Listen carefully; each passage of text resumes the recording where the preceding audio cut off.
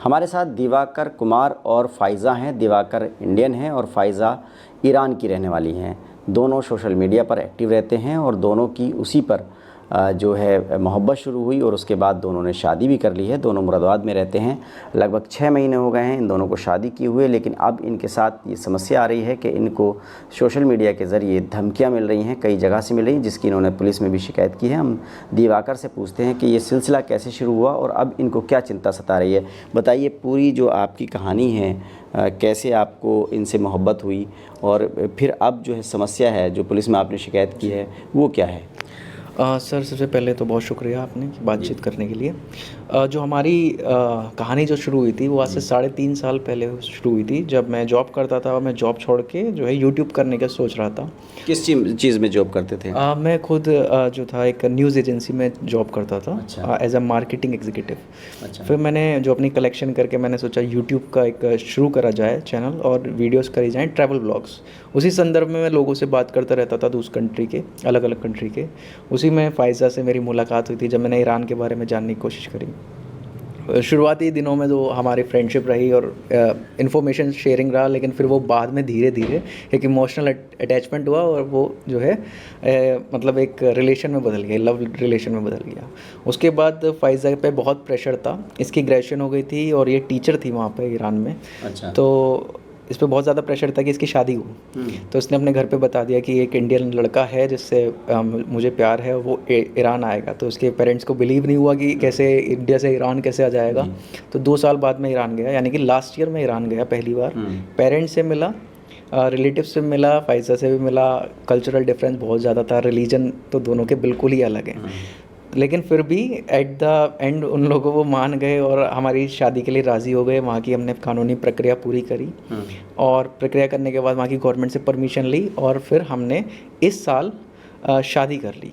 पहले फ़ाइज़ा के father India आए मेरा घर देखने, घर वालों से मिलने, मेरी जॉब जानने के लिए, क्योंकि वहाँ पर तो सब बैन है, यूट्यूब वगैरह, इंस्टाग्राम बैन है। तो उनको समझ में नहीं आया कि जॉब क्या है, यूट्यूबर क्या होता है। तो फिर वो यहाँ आए, उन्होंने जाना, उन्हें भारत बहुत अच्छा लगा, बहुत उन्होंने बड़ाई करी भारत की और फाइनली वो मान गए कि हाँ मुझे बेटी देने में कोई दिक्कत नहीं है। और फिर मैं फिर ईरान गया इसी साल मई में और फिर हमने 15 मई को जो है वहाँ पे ईरानियन लोग के हिसाब से शादी कर ली और 4 जुलाई को हमारा वहाँ पे मैरिज सेलिब्रेशन हुआ। सभी ईरानियन लोग इकट्ठा हुए, उनके सारे रिलेटिव्स। मतलब मुस्लिम रीति रिवाज से की वहाँ पर? हाँ सर, वो मुस्लिम मतलब अपने मुस्लिम जो है एशियन मुस्लिम है वैसे नहीं है, मॉडर्न मुस्लिम है। उनका कल्चर दूसरा है, वो पर्शियन लोग हैं बेसिकली।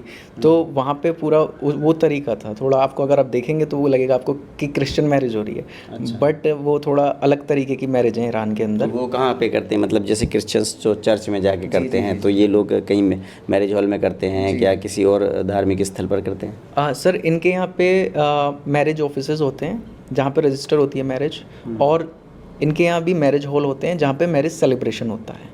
वहाँ पर कुछ ऐसा नहीं होता है जैसे अपने यहाँ पे जो मुस्लिम्स हैं वहाँ पे मौलवी आता है, वहाँ यहाँ इनके यहाँ कुछ नहीं होता। इनके यहाँ एडवोकेट आता है, साइन करते हैं, रिंग पहनाते हैं और शादी हो गई बस। अच्छा। हाँ, उसके बाद सर ये फ़ाइज़ा को मैं इंडिया ले आया। अगस्त में हम लोग आ गए थे। फ़ाइज़ा एंट्री वीज़ा पे आई थी, अभी भी एंट्री वीज़ा पे हैं। तो उस टाइम मेरी यहाँ पे प्रक्रिया चल गई थी जो कि स्पेशल मैरिज एक्ट की होती है, जो इंटरनेशनल मैरिजेस होती हैं। तो हम लोग यहाँ पर आए, न्यूज़ बहुत ज़्यादा वायरल थी हमारे बारे में। तो वैसे ये शुरुआती दिनों से जो चीज़ें हो रही थी जो मैं बता रहा हूँ। कानूनी तौर पर जो स्पेशल मैरिज एक्ट के तहत जो है वो शादी आपकी आज रजिस्टर्ड हो गई मतलब? हाँ जी सर, आज रजिस्टर हुई है फाइनली, बहुत ज़्यादा संघर्ष करने के बाद, क्योंकि भारत में डॉक्यूमेंटेशन बहुत ज़्यादा है। तो सारे डॉक्यूमेंट सबमिट करने के बाद, सारी जांच होने के बाद आज ADM सिटी मैम ने हमें मैरिज सर्टिफिकेट प्रोवाइड कराया और आज हमारी लीगल इंडिया में शादी हो चुकी है ऑफिशियल। जो आपने पुलिस में शिकायत की है वो क्या परेशानी है आपको और ये किस तरह से शुरू हुई? सर ये शुरुआत तो ये 1 साल पहले हो गई थी इस चीज़ की, जब मैंने अपनी वीडियोज़ में अपने रिलेशन का जिक्र कर दिया था कि हाँ मेरे को ऐसे ईरान की लड़की से प्यार है और हम लोग मिलने वाले हैं, शादी की बात करने वाला हूँ मैं। तभी से मेरे को थ्रेट आने शुरू हो गए थे कि हाँ भाई तुम नॉन मुस्लिम हो, कैसे ऐसे कैसे कर सकते हो। पाकिस्तान तक से थ्रेट आते थे, बट वो मैं निगलेक्ट करता रहा। जब फ़ाइज़ा इंडिया आई तो फ़ाइज़ा को भी थ्रेट्स आने शुरू हो गए थे। उस टाइम इंडिया से भी बहुत ज़्यादा थ्रेट थे। मैंने कहा ब्लॉक करते रहो आप, कोई दिक्कत नहीं, ऐसा होता रहता है। अगर तो आप दोनों ब्लॉग्स करते हैं सोशल मीडिया पे? हाँ सर, हम यूट्यूब पे ब्लॉग्स करते हैं, पर्सनल लाइफ को लेके, अपनी लाइफस्टाइल को लेके ब्लॉग्स करते हैं। इंस्टाग्राम पे भी थोड़ा एक्टिव है। अच्छा, जी। तो ये बताइए कि जो धमकी मिल रही हैं वो इंडिया से ही मिल रही हैं या बाहर से मिली हैं, और किस किस प्लेटफॉर्म्स के थ्रू मिली हैं? सर बेसिकली जब मैं यूट्यूब पे वीडियो करता हूँ तो कमेंट सेक्शन में वो चीज़ रहती है, वो मैं उस पर इग्नोर करता हूँ, उसे मैं देखता भी नहीं। बट जो हमारे पर्सनल इंस्टाग्राम है वहाँ पे धमकियाँ ज़्यादा आती हैं। अच्छा। जैसे कि मैं आपको बताऊँ, मुझे जब मैं ईरान में था तो मैंने कुछ नहीं करा था सर। मैंने वहाँ पे जब प्रधानमंत्री का तीसरा कार्यकाल शुरू हुआ था तो मैंने एक छोटा सा सेलिब्रेशन सभी इरानियंस के साथ किया था वहाँ पे उनके लिए। तो मुझे सीधी सीधी ये धमकी आई थी कि एक फ़ोन पे तुझे गोली मरवा दूंगा, लेकिन मैंने वो किसी से जिक्र नहीं करा, मैंने वो उसको ब्लॉक कर दिया। अब जो मुरादाबाद पुलिस है वो इन्वेस्टिगेशन कर रही है आपकी शिकायत की, तो क्या कहा है पुलिस ने, क्या भरोसा दिलाया, क्या आपको कुछ ख़तरा लगता है जान का? सर खतरा तो खैर वो तो जब ऐसी चीज़ें होंगी तो लगेगा ही थोड़ी बहुत कि हाँ मैं बाहर नहीं जा सकता उसको लेके as a freely without bike वगैरह से तो नहीं जाता मैं। जब भी उसको लेके जाता हूँ कार से लेके जाता हूँ। इसीलिए सर से एसएसपी सर से मेरी बात हुई थी जब मैंने एप्लीकेशन दी। सर ने फाइज़ा से भी बहुत अच्छे से बात करी, बहुत अच्छे से समझी चीज़ों को, और उन्होंने जो है चीज़ों को आगे बढ़ा दिया। और साइबर क्राइम से मेरे पे कॉल आई, फिर हम दोनों ने साइबर क्राइम ऑफिस गए, हमने एविडेंस प्रोवाइड करे। इंटेलिजेंस से भी कॉल आई, इंटेलिजेंस को भी हमने एविडेंस प्रोवाइड करे। और पूरी उम्मीद है मुझे कि जो कानून व्यवस्था है हमारी, जो प्रशासन है वो इस पे ध्यान देगा। क्या एफआईआर वगैरह दर्ज हो गई है अभी? सर एफआईआर तो शायद अभी नहीं हुई है, लेकिन हाँ इसमें जांच चल रही है और जांच के आधार पर ही शायद एफआईआर दर्ज होगी। Faiza, how you feel that who give you the threats, and are you feeling unsafe in India? Actually, since the time that we started our relationship, I faced so many things like this, but I just ignore and ignore. Even literally, I didn't get worried even this much at all. So I just thought that okay, let them talk, leave it. Even sometimes the worker, my husband said to me that okay, just be like that. But I said that no, we are not here to just satisfy every person. Like we are different. We are like not we are. Everybody is different from others. So. We are not here that all the people all around the all around the life, yeah, all around the world just like us. It is not. It is something natural. But when I come to India, actually, the expectations that I had in Iran suddenly destroyed, because I didn't think that here I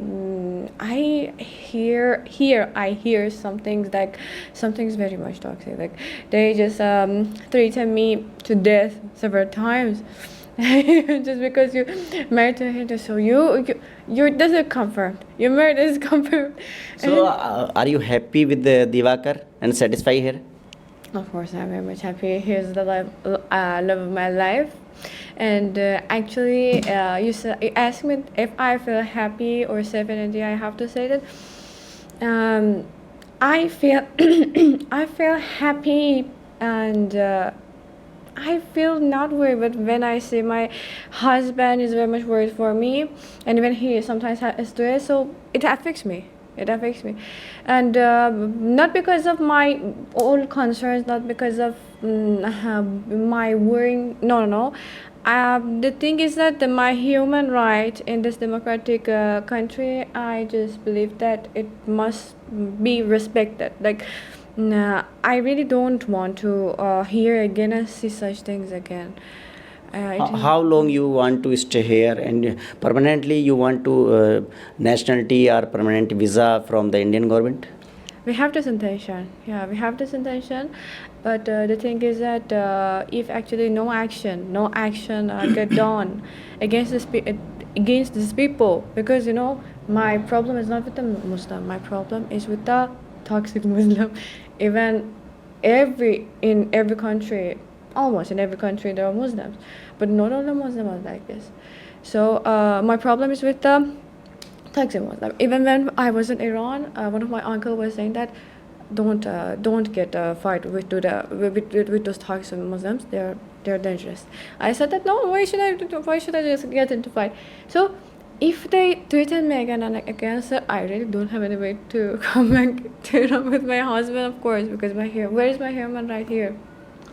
देखिए, फ़ायज़ा को यही चिंता है कि उनके पति को और उनको जिस तरह से धमकियाँ मिल रही है, तो जो उनके मानव अधिकार हैं वो भारत में कहीं ना कहीं सुरक्षित महसूस कर रही हैं, लेकिन फिर भी क्योंकि दुनिया भर से उनको धमकियां मिल रही हैं, तो वो चाहती हैं कि इस तरह के जो धमकी देने वाले लोग हैं उन पर कार्रवाई हो और इनको जो है आज़ादी के साथ में यहाँ रहने दिया जाए, क्योंकि दोनों ने अपनी पसंद से शादी की है और फ़ायज़ा जो है दिवाकर के साथ में खुश हैं।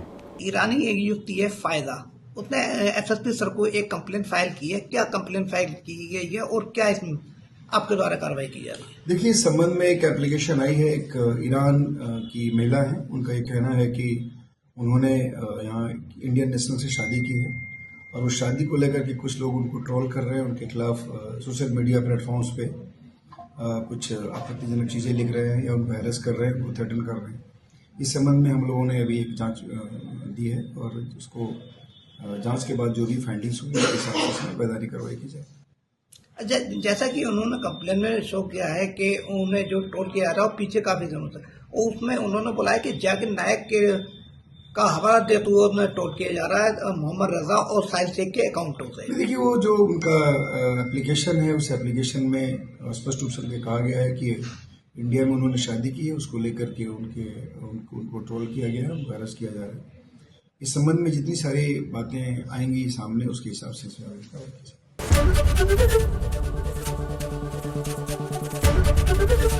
एबीपी गंगा, खबर आपकी, जुबान आपकी।